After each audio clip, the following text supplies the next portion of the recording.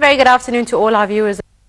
A new episode of Inside Egypt, where we're going to bring you the latest political, economic and cultural events taking place here in Egypt in the form of reports prepared and presented by our reporters and our correspondents at Nile TV. My name is Angie Meher. Do stay tuned. We'll be right back after the short break.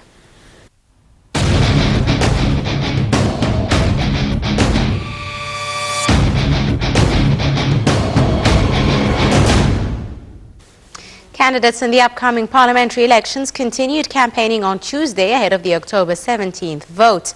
Meanwhile, preparations by different ministries in coordination with the High Elections Committee continued in the 14 governorates included in the first stage of the voting, which will be held on the 18th and 19th this month. Voting in the parliamentary elections starts on 17th of October for expats voting abroad in the first stage. The two-stage elections continue till the 2nd of December. We have the details. Domestic and six international NGOs will be allowed to observe the upcoming parliamentary elections being held between the 17th of October and the 2nd of December over two stages. Advisor to Prime Minister Rafat Qomsan announced that 10 ministers will be participating in the preparations and elections process, among other tasks.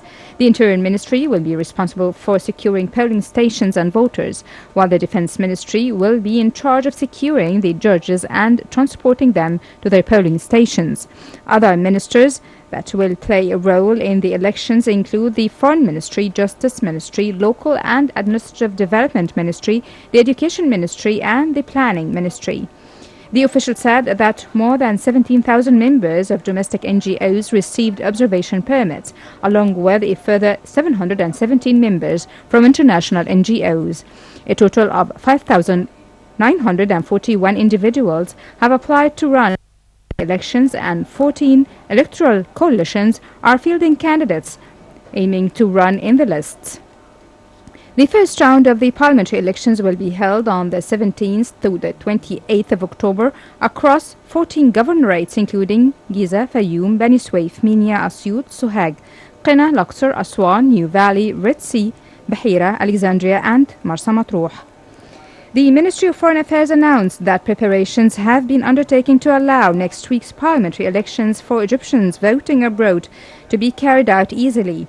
In a press conference on Sunday, Foreign Minister Sameh Shukri said that his ministry implemented a training course for their officials who are to be dispatched to support diplomatic missions abroad to carry out the delayed parliamentary elections. There are about 10 million Egyptians, according to the most recent estimates. Meanwhile, a report by an election monitoring group said that spending on political campaigning for parliamentary elections declined by around 50% in comparison to parliamentary campaigning in late 2011. The decline could be attributed to the latest law issued to regulate spending on political campaigning. Those running for individual seats were limited to 500,000 for their campaigning, with a maximum spending of 200,000 Egyptian pounds in the second round. Spending by an electoral list comprised of 15 members is limited to 2.5 million Egyptian pounds. Ceiling for spending during the second round is 2 million Egyptian pounds. Earlier last month, President Abdel Fattah el-Sisi called on Egypt's youth to participate in the upcoming parliamentary elections. The president said that more than 60 million of the Egyptian population are aged below 40. He noted that their engagement was important. He said that youth can carefully and selectively choose. They can also bear waiting to cast their votes.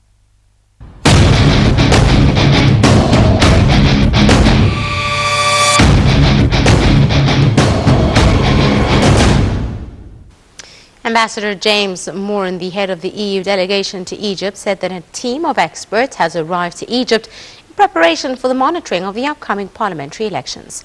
Moran added that observers from 38 embassies will be observing the electoral process and stressed that the stability of Egypt is of great interest to the European Union. We have the details. We're going to be going around and finding out, working with the High Election Commission, working with the Ministry of Foreign Affairs and others, and of course with civil society here, about the electoral process. They'll be here throughout this period.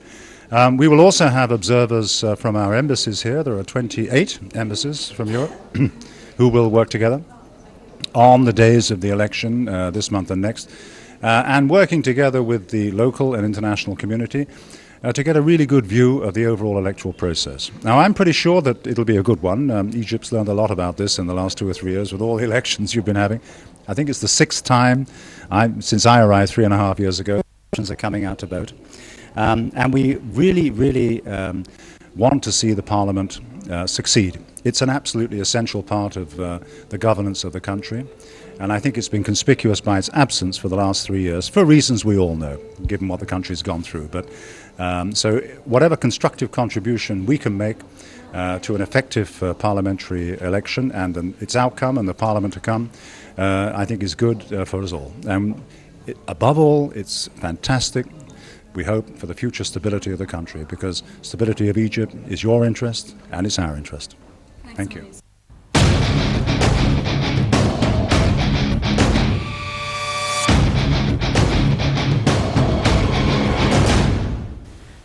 The countdown has already started for the Parliament, and preparations are taking place as we speak.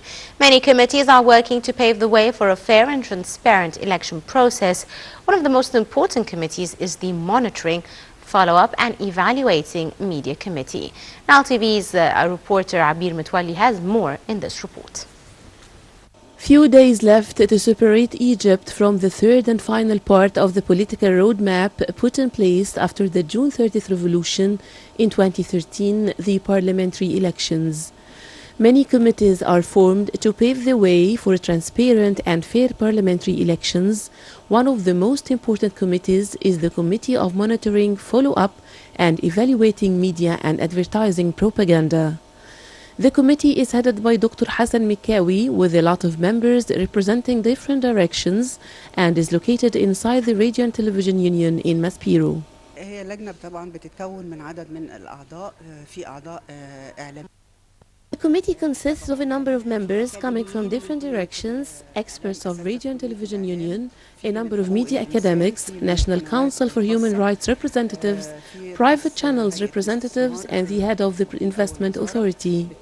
We are concerned by monitoring, evaluating, and correcting all audio-visual materials broadcasted by both radio and television channels according to certain principles, standards, and mechanisms. We write daily reports and submit our recommendations to the High Election Committee, the HEC, to take the necessary decision. The committee started monitoring daily from the first day of the electoral propaganda until the final results of the original elections and runoff. First of all, I would like to say that this committee has a limited job to monitor and evaluate the propaganda of election campaign during the first phase and second phase of the election. We have monitored the space channels, state channels and private channels also, according to some of criteria or principles such as the how to achieve the equality and justice and fairness between all candidates. If any channel, if any program violated these criteria, we made a report and sent it to the Supreme Committee of Election. Among the principles set by the committee are fairness, equality between all parties during media coverage, emphasizing national unity, values and traditions of Egyptian society. I am a committee member representing the National Council for Human Rights. We are concerned by following up the programs in radio and television according to certain principles. We did observe some irregularities committed by some channels, maybe 7 or 8 channels, and we sent the report to the HEC. We are preparing now our first report on all channels that violates the principles and standards set by the committee. وفي خلال الفترة اللي قبل الانتخابات رصدت من يوم 20 ليوم 29 رصدت اللجنة مجموعة من المخالفات. The elections will be the third parliamentary vote since 2010. The first took place just 2 months before the 2011 revolution in November 2010, while the second vote took place in the winter of 2011-2012. Egyptians have various requirements, but will the new parliament be able to meet their demands? The question here awaits an answer. This is Abir Mitwali reporting for Nile TV.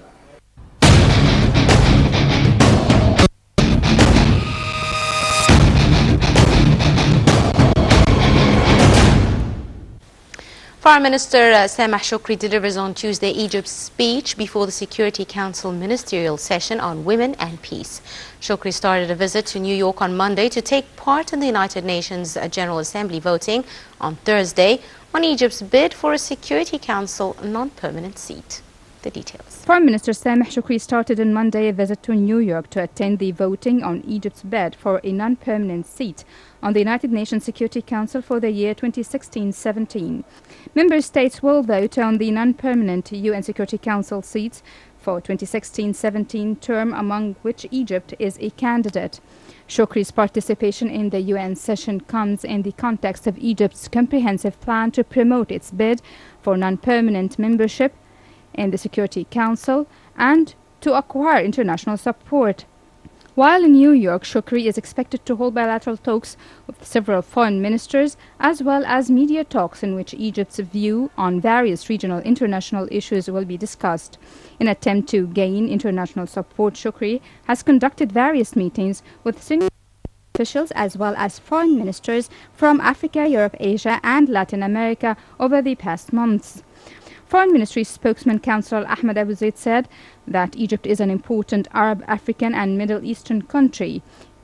It also represents a large segment of non-aligned and Islamic states, so joining the Security Council will allow Egypt to be capable of presenting its vision and priorities on many security and defense issues related to those countries.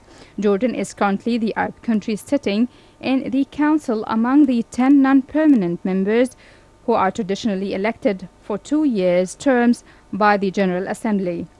Egypt announced its bid to win this seat at the UN General Assembly in September 2014 when Egyptian officials vowed to push third world issues and for the resolution of regional crises such as in Palestine, Libya and Yemen.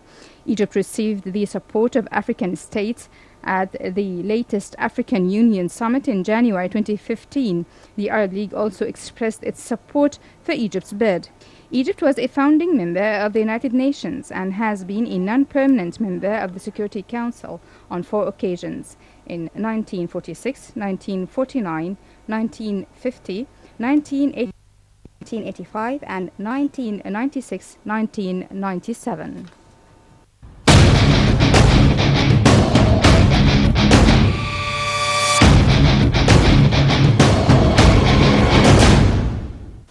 In preparation for the Egyptian expats voting process that is set to take place next Saturday and Sunday, Minister of Foreign Affairs Samah Shukri inaugurated a training course that is offered to the cadres of the ministry who are supervising the voting process abroad. The inauguration was followed by a press conference for the Deputy Foreign Minister, Ambassador Hamdi Louza, and the Higher Election Committee official spokesman, Omar Marwan. The conference tackled the latest preparations for the expatriate voting for the 2015 parliamentary elections. We have the details with Nile TV's reporter Linda Abdulatif. Minister of Foreign Affairs Samah Shukri has inaugurated the training course that is designed for the members of the Ministry of Foreign Affairs who will be participating in the supervision of the 2015 parliamentary elections abroad that is set to take place on the 17th and 18th of October.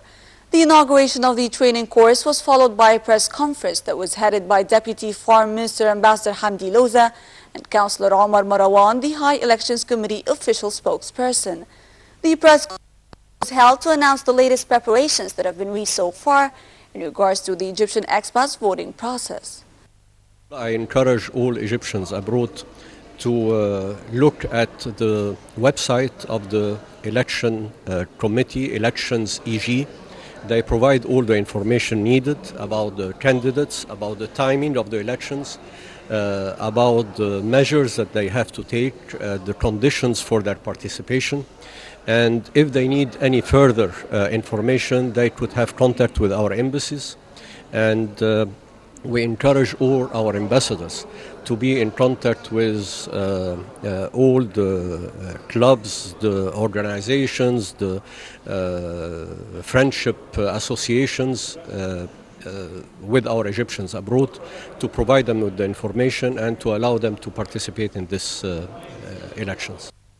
For his part, Councillor Omar Marwan said there will be around 100 embassies where the Egyptian expats can cast their votes. Marwan added that the High Elections Committee has worked with the Ministry of Foreign Affairs to put regulations that ensure that the voting process goes smoothly. For his part, Ambassador Hamdi Loza spoke about the latest technologies that will be used in the voting process abroad. Our embassies abroad, with the headquarters of the Supreme Election Committee here, it will facilitate elections when the Egyptian has his ID card or his passport with his ID number on it. It will provide him in a few minutes with the information about his right to vote in which governorate. He will be provided with the name of the candidates, and the measure will not take more than a few minutes in each of our embassies. As we are approaching the voting of the Egyptians abroad for the 2015 parliamentary elections, the Ministry of Foreign Affairs is intensifying its efforts in order to ensure the embassies around the world are ready to receive the vote. And the inauguration of today's training course is part of the ministry's plan to help increase the staff in the diplomatic missions that are expected to have a high number of voters. Linda Abdulatif, Nile TV International.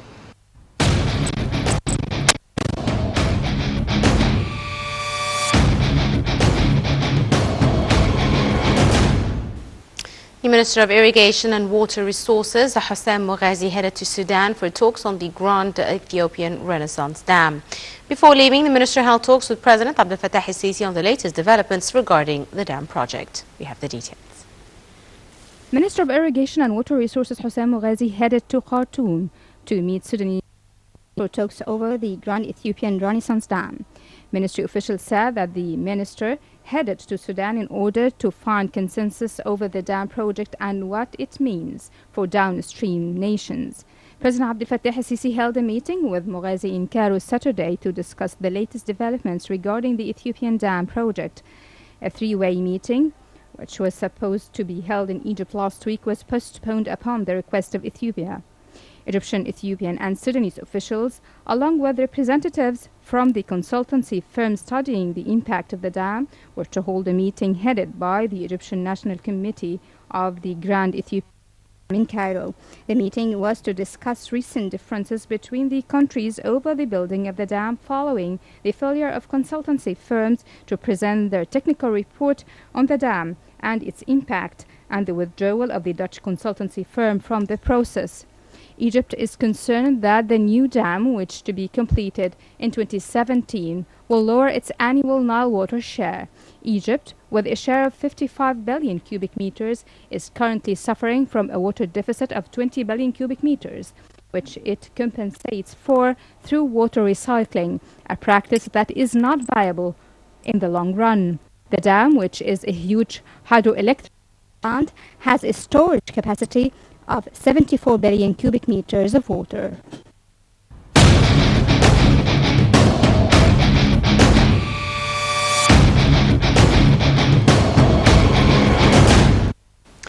We now take a look at the Tourism magazine, which brings us all the latest interesting news related to tourists and attractive destinations here in Egypt. Now TV's reporter Abir Mutwalli has more.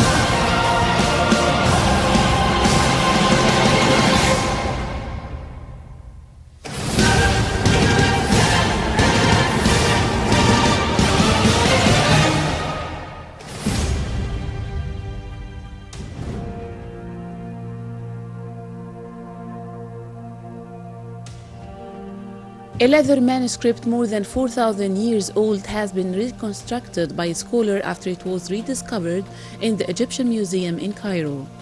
Containing religious spells as well as colorful depictions of divine and supernatural beings, those found in the Book of the Dead manuscripts, the leather roll is around 2.5 meters long with text and drawings on both sides. It is both the longest surviving leather ancient Egyptian manuscript and the oldest according to the Egyptologist Dr. Wael Sherbini, who found the roll in a mix of small and large fragments on the Cairo Museum's shelves and announced his discovery at the International Congress of Egyptologists in Florence in August. The artifact's provenance is not known, but according to Sherbini, it was bought by the French Institute for Oriental Archaeology from an antiquities dealer after the First World War, and then donated to the Cairo Museum 2 years before the outbreak of the Second World War, where it subsequently fell completely into oblivion. He dates the roll to between 2300 BC and 2000 BC, from the late Old Kingdom up to the early Middle Kingdom, and says it contains many texts, including a large epicodical textual segment from a so-called Book of Two Ways, known from the footboard decorations of Middle Kingdom coffins. Sherbini says that only 6 other portable manuscripts have been survived from ancient Egypt, which could have been created around the same time as the leather scroll or the papyrus. According to the scholar, although leather was a precious writing material in ancient Egypt, the country's dry climate has preserved papyrus over the millennia, while leather has not survived. Sherbini, who has a PhD in Egyptology from the University of Lyon in Belgium, is now preparing the manuscript for publication.